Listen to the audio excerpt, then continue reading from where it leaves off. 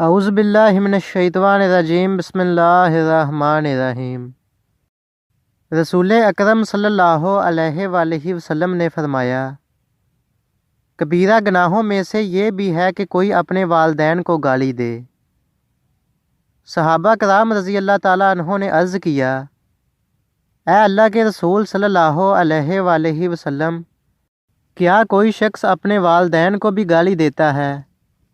آپ صلی اللہ علیہ وآلہ وسلم نے فرمایا، ہاں، جب یہ کسی کے باپ کو گالی دیتا ہے تو وہ جواباً اس کے باپ کو گالی دیتا ہے، اور یہ کسی کی ماں کو گالی دیتا ہے اور وہ پلٹ کر اس کی ماں کو گالی دیتا ہے۔